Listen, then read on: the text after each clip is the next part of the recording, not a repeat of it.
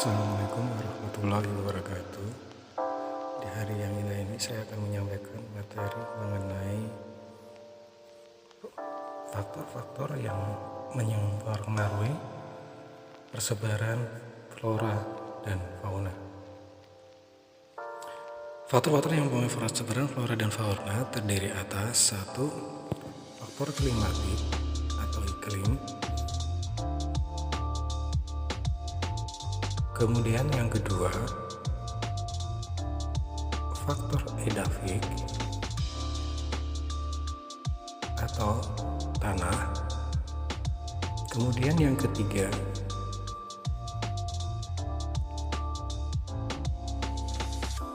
faktor fisiografis atau topografi atau yang biasa juga disebut dengan kemiringan lereng atau ketinggian tempat.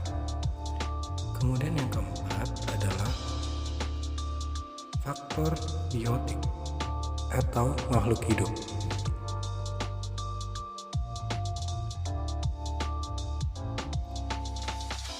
Kemudian untuk lebih memperjelas lagi, kita buka satu persatu.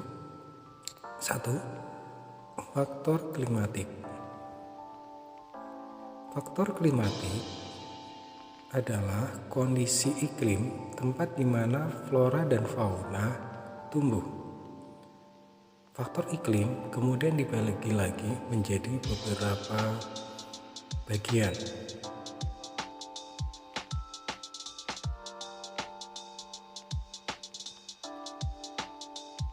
Yang antara lain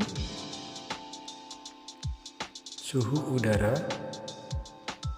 sinar matahari, kemudian kelembaban udara,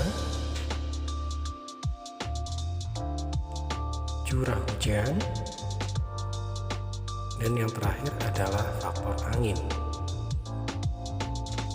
Kemudian yang kedua adalah faktor edafik.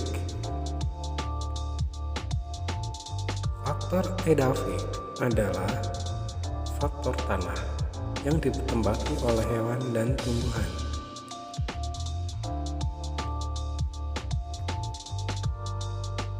Faktor edafik merupakan tempat tumbuh dan tempat tinggal bagi makhluk hidup yang terdiri atas beberapa hal yang berpengaruh dari faktor edafik tersebut, yang antara lain